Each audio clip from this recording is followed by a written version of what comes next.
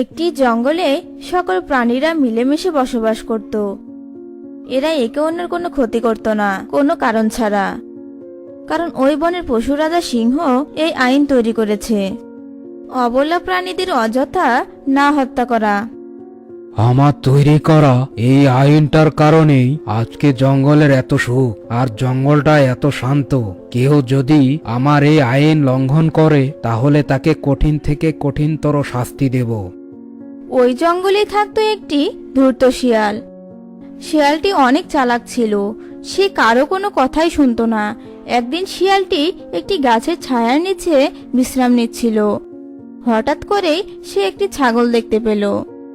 আরে এই তো একটা ছাগল একাই দেখি মাঠে খাচ্ছে, কিন্তু বনের রাজা সিংহ তো আইন বানিয়েছে অবলা কোনো পশু প্রাণীকে না হত্যা করা। কিন্তু কি করি, চুরি করে খেতে তো আর ভালো লাগে না।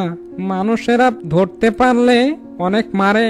এখন থেকে জঙ্গলের প্রাণীদের ওই বেটা সিংহ আমার কিছুই করতে পারবে না। এই কথা বলে শিয়াল ছাগলের সাথে কথা বলতে যায়। আরে এই যে ছাগল, তুমি এখানে? আমি তোমাকে সারা জঙ্গলে খুঁজে বেড়াচ্ছি। কেন আমাকে তুমি সারা জঙ্গলে খুঁজে বেড়াচ্ছ কেন? কি হয়েছে? আরে বনের রাজা সিংহ তোমাকে ডেকে পাঠিয়েছে। আমি তো ওনার মন্ত্রী, তাই তোমাকে ডাকতে এসেছি। কেন আমাকে ডেকে পাঠিয়েছে কেন? আমি তো কারো কোনো ক্ষতি করিনি, না তো আমি কোনো অপরাধ করেছি। আরে তুমি ভয় পাচ্ছ কেন? মহারাজ তো তোমার ভালো মন্দ জিজ্ঞাসা করার জন্যই তোমাকে ডেকেছে। ভয় পাওয়ার কোনো কারণ নেই, এখন আমার সাথে চলো। ঠিক আছে, বলছো যখন চলো মহারাজের কাছে যাই। এই কথা বলে ছাগল শিয়ালের সাথে চলতে লাগলো। শিয়াল ছাগলকে মাঠ থেকে জঙ্গলে নিয়ে গেল। কি ব্যাপার মন্ত্রী শিয়াল, তুমি আমাকে এই জঙ্গলে আনলে কেন? মহারাজ সিংহ কোথায়? কোনো মহারাজ টহারাজ তোকে ডাকেনি। আমি শিয়াল তোকে চালাকি করে এখানে এনেছি। এবার তোকে আমি খাবো, এতে করে বনের কোনো পশু পাখি টের পাবে না। এই বলে শিয়াল ছাগলটিকে হত্যা করে ফেললো। তারপর শিয়াল ছাগলটিকে খেতে শুরু করলো। শুনেছো হরিণ, কয়েকদিন থেকে একটা ছাগলকে দেখতে পাচ্ছি না। সে আবার জঙ্গল ছেড়ে চলে গেল নাকি নাকি কেউ ওকে শিকার করে ফেলেছে, কিছুই তো বুঝতে পারছি না। তুমি তাকে দেখেছিলে? না তো, আমি তো ছাগলটিকে দেখিনি। আমার তো মনে হয় না কোনো প্রাণীর মহারাজ সিংহের আইন ভাঙার চেষ্টা করবে বা কারো এরকম সাহস আছে। মনে হয় ছাগলটি জঙ্গল ছেড়ে চলে গেছে। আমার সেটা মনে হয় না। এরকম ভালো একটা জঙ্গল ছেড়ে সে কেন যাবে? এই জঙ্গলে থাকলেই তো সে নিরাপদে থাকবে। এরকম ভাবে ছাগল আর হরিণ কথা বলছিল। এদিকে হরিণের ছানাটি খুবই চঞ্চল ছিল। সে একাই বেরিয়ে পড়লো মাঠে গিয়ে ঘাস খাওয়ার জন্য। এইদিকে শিয়াল সে মাঠে বসেছিল শিকারের আশায়। অনেকক্ষণ যাবৎ বসে থাকার পর সে হরিণের ছানাটি সে মাঠে চলে আসলো আর মাঠে এসেই ঘাস খেতে শুরু করলো। আরে বাহ, এই তো দেখছি কচি একটা হরিণের ছানা। এইটাকে খেতে পারলে আমার জীবন সার্থক। যাই, বেটাকে বোকা বানিয়ে ওকে জঙ্গল থেকে নিয়ে যাই। কি হরিণের ছানা, একা একা মাঠে কি করছো? তোমার মা আমাকে পাঠিয়েছে তোমাকে এখান থেকে নিয়ে যেতে। আমার সাথে চলো। কিন্তু তোমাকে তো আমি চিনি না। তুমি কে আর আমার মা তোমাকে কেন পাঠাবে? আরে আমাকে চিনলে না? আমি তোমার শিয়াল চাচ্চু। তোমার মা আমাকে ভালোভাবে চেনে। এখন আর কথা বাড়িও না। তোমার মা তোমাকে না দেখতে পেয়ে অনেক চিন্তিত, তাই আমার সাথে তাড়াতাড়ি চলো। শিয়ালের এরকম কথা বলায় হরিণের ছানাটি শিয়ালের সাথে যেতে লাগলো। শিয়াল জঙ্গলে গিয়ে হরিণের ছানাটিকে মেরে ফেললো। তারপর সে তাকে খেতে শুরু করলো। এদিকে হরিণ গল্প করতে করতে হঠাৎ করে পেছনের দিকে তাকিয়ে দেখে তার ছানাটি সেখানে নেই। আমার ছানাটা কোথায় গেল? ও তো আমাকে না বলে কোথাও যায় না। নিশ্চয়ই মাঠে চলে গেছে। তাড়াতাড়ি ওকে খুঁজতে হবে, তা না হলে ও তো অনেক বিপদে পড়বে। সেও যদি ছাগলের মতো হারিয়ে যায়। এই বলে হরিণ তার ছানাকে খুঁজতে লাগলো। অনেক মাঠে সে তার ছানাকে খুঁজলো, কিন্তু কোথাও সে পেল না। তাই সে বাধ্য হয়ে মহারাজ সিংহের কাছে গেল। মহারাজ, অনেক বড় বিপদে পড়ে আপনার কাছে এসেছি, আপনি আমাকে সাহায্য করুন। কি বলছো হরিণ? তোমার জঙ্গলের বিপদ? কি বিপদ হয়েছে তোমার? মহারাজ, বেশ কয়েকদিন যাবৎ জঙ্গলে কিছু আজব ঘটনা ঘটছে।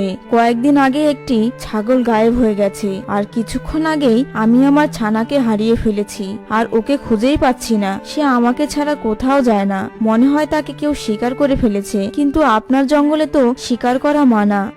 সে কি বলছো? আমার জঙ্গলের এত কিছু হয়ে যাচ্ছে, আমি তার কিছুই টের পেলাম না। তুমি কিছুই চিন্তা করো না, আমি এখনই বাঘকে ডেকে পাঠাচ্ছি, তারপর দেখি জঙ্গল থেকে কিভাবে কে হারিয়ে যায়। সিংহ বাঘকে ডাকতে পাঠায়। সিংহের ডাকে বাঘ সিংহের কাছে চলে আসে। কি ব্যাপার বাঘ? আমি এগুলো কি শুনছি? জঙ্গল থেকে নাকি ঘাস খাওয়া প্রাণী হারিয়ে যাচ্ছে, কিছুক্ষণ আগে নাকি হরিণের ছানাও হারিয়ে গেছে। এগুলো কে শিকার করছে? কোথাও তুই শিকার করছিস না তো? না মহারাজ, আমি প্রয়োজন ছাড়া কোনো প্রাণীকে শিকার করি না। আর আমি কবে কখন শিকার করি তা তো আপনি জানেনই, আমি এই কাজ করিনি।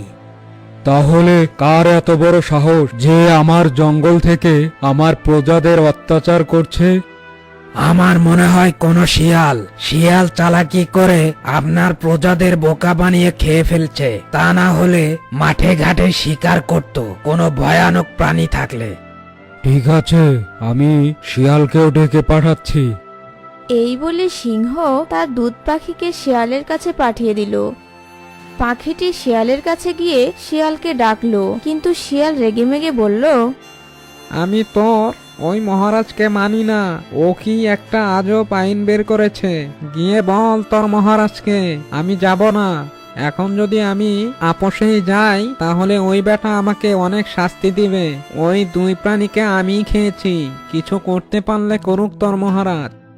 সিংহের দুধ পাখিটি সিংহের কাছে পৌঁছে শিয়ালের সব কথা সিংহকে বলে দেয়। এত বড় সাহস ওই শিয়ালের! ও কিনা আমার জঙ্গল থেকেই পশু পাখি নির্বিচারে হত্যা করছে। ওই বাঘ, যা ওই শিয়ালকে ধরে নিয়ে আয়, ওকে আমি কঠিন শাস্তি দেব। সিংহের হুকুমে বাঘ গেল শিয়ালকে ধরে আনতে। কিছুক্ষণ পর বাঘ শিয়ালকে ধরে আনলো।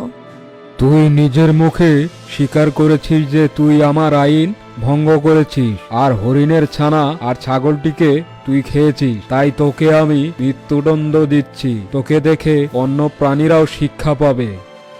সিংহের কথা মতো শিয়ালকে নিয়ে গেল ফাঁসির মঞ্চে। তারপর বাঘ শিয়ালকে ফাঁসি দিয়ে দিল। এভাবে দুষ্ট শিয়ালটি উচিত শিক্ষা পেল। তো বন্ধুরা, কেমন লাগলো আজকের গল্প? যদি গল্পটি ভালো লেগে থাকে অবশ্যই সাবস্ক্রাইব করুন, আর পাশে থাকা বেল বাটনটি ক্লিক করুন। অবশ্যই লাইক কমেন্ট শেয়ার করতে ভুলবেন না। একটি জঙ্গলের গভীরে একটি কমলা গাছে দুটি কাঁচা কমলা ছিল। একদিন কাঁচা কমলা দুটি তাদের নিজেদের মধ্যে কথা বলছিল। ওহে বন্ধু, কেমন আছো? আমি ভালো আছি বন্ধু, তোমার কি অবস্থা? আমি বন্ধু সব সময় ভালোই থাকি। এভাবে দুটি কাঁচা কমলা তাদের নিজেদের মধ্যে কথা বলছিল। এমন সময় একটি কাঁচা কমলা বলে ওঠে, বন্ধু, তুমি কি আমার থেকে কিছু লক্ষ্য করেছো? আমাকে দেখতে তোমার থেকে অনেক সুন্দর লাগে। কি যে বলো না বন্ধু, আমরা তো দুজনেই দেখতে একই রকম, আর তাছাড়া আমরা দুজনেই তো একই গাছে, তাহলে অধিক বেশি সুন্দর কিভাবে ভাবতে পারো নিজেকে? তুমি এখন যাই বলো বন্ধু, আমরা গাছের বা একই রকমের দেখতে হলেও আমি তোমার থেকে অনেক বেশি সুন্দর। যদিও কমলা দুটি দেখতে একই রকম ছিল, কিন্তু দুটি কমলার মন ছিল সম্পূর্ণ আলাদা। একজন কমলা ছিল অনেক ভালো এবং দয়ালু স্বভাবের, আর অপরজন ছিল অহংকারী, স্বার্থপর ও হিংসুটে স্বভাবের। এভাবে দেখতে দেখতে বেশ কিছুদিন কেটে যায়, আর এদিকে কমলা দুটিও বেশ বড় হয়ে যায়। এই দুটোর কমলার মধ্য থেকে অহংকারী কমলাটি দ্রুত পেকে যায় এবং দেখতেও সে অনেক সুন্দর হয়। এমন সুন্দর রূপ পেয়ে অহংকারী কমলাটি আরো বেশি অহংকারী হয়ে ওঠে, আর সে সব সময় রূপের বড়াই করতে থাকে। একদিন পাকা কমলাটি বলে, আজ আমি অনেক খুশি, কারণ আমি আজকে পরিপূর্ণ সুন্দর রূপে পরিণত হয়েছি। আমার শরীর থেকে কত সুন্দর সুগন্ধ বেরোচ্ছে, আহ কি সুন্দর সুবাস। এমনি ভাবে পাকা কমলাটি তার রূপের বড়াই করে কাঁচা কমলাটিকে শোনাচ্ছিল। এমন সময় কাঁচা কমলাটি বলে, বন্ধু, তোমার শরীর থেকে সুন্দর সুগন্ধ বের হচ্ছে, আর তুমি তা নিয়ে এত অহংকার করছো। বন্ধু, তুমি এটা কিন্তু ঠিক করছো না। কি যে বলো, আমার সুন্দর রূপ সুন্দর সুগন্ধের জন্য তোমার অনেক হিংসা হচ্ছে, তাই না? আমি জানি এটা তো হবারই কথা, কারণ আমার মতো সুন্দর এই জঙ্গলে একটি ফলও পাবে না তুমি। আর তোমাকে দেখো দেখো, দেখতে কেমন বিশ্রী লাগছে, আর তোমার শরীর দিয়ে কোনো সুগন্ধ বের হচ্ছে না। বন্ধু, তুমি এমন অহংকার করছো কেন? আমরা তো একই গাছেরই কমলা। তোমার গায়ের রংটা আগে বদলে গেছে, আর কয়েকদিন পর তো আমারও রংটা বদলে যাবে। তাই বলে কি বন্ধু তুমি আমার সাথে অহংকার করবে? দেখ কাঁচা কমলা, তুই মোটেও আমাকে বন্ধু করবে না বলছি। তোর চেহারা দেখ আর আমার চেহারা দেখ, আমাকে নিয়ে সবাই কত প্রশংসা করবে, আর তোকে দেখে সবাই খুব ফিরিয়ে নেবে। আর আমার এমন রূপ দেখে তোর খুব অহংকার হচ্ছে, তাই না রে? এভাবে বলছো কেন? কখনোই আমি আমার নিজেকে নিয়ে অহংকার করি না। আমি তো শুধু তোমাকে বলেছি তুমি যেমন অহংকার করছো এটা করা ঠিক না বন্ধু। এভাবে কাঁচা কমলা ও পাকা কমলা মিলে কথা বলছিল। ঠিক তখনই সেখান দিয়ে একটি হাঁস যাচ্ছিল। হাঁসটিকে দেখে পাকা কমলাটি বলে, এই যে হাঁস ভাই, শোনো তো, দাঁড়াও, আমাদের মধ্যে একটা বিচার করে দাও তো। কেমন বিচার শুনি?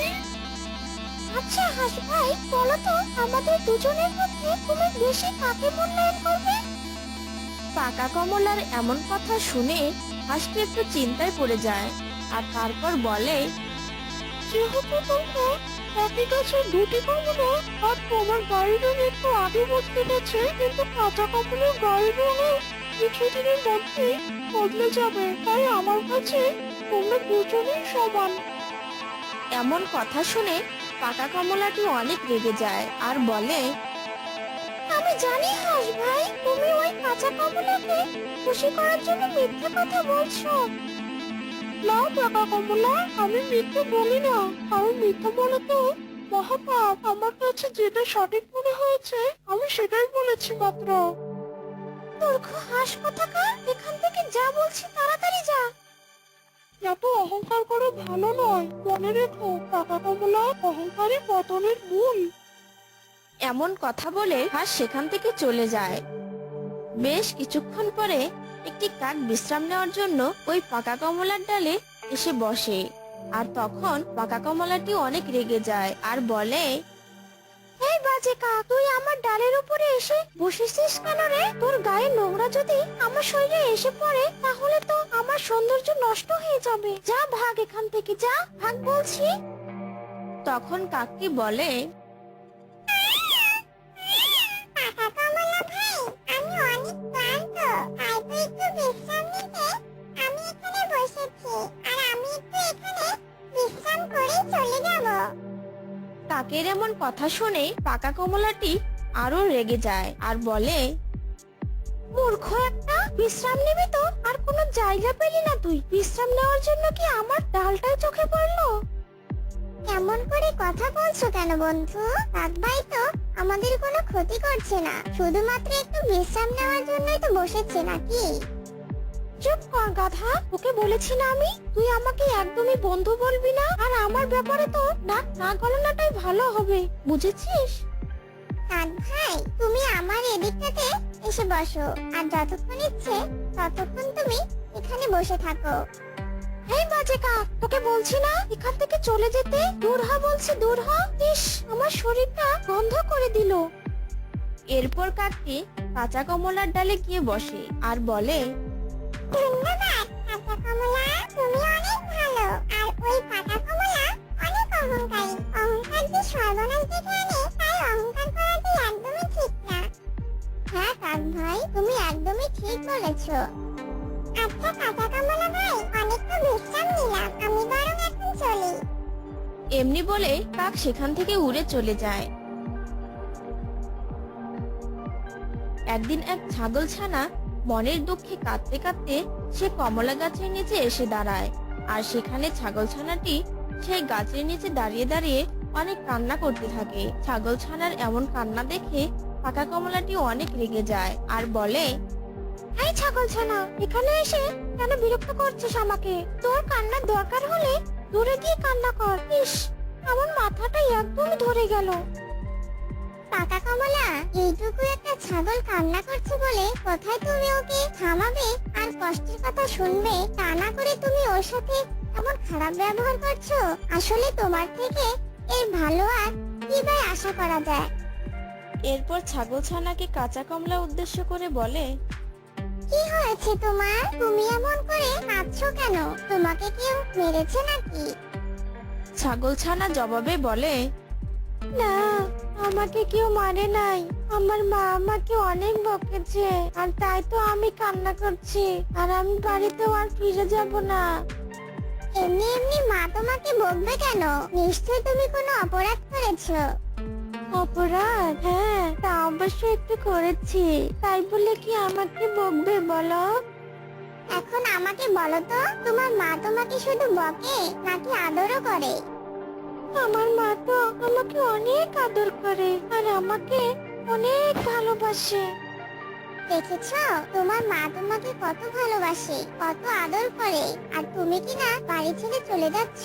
আচ্ছা বলো তো, তুমি যদি এভাবে বাড়ি ছেড়ে চলে যাও, তাহলে তুমি অন্য কোথাও গিয়ে তোমার মায়ের মতো করে এমন আদর ভালোবাসা পাবে?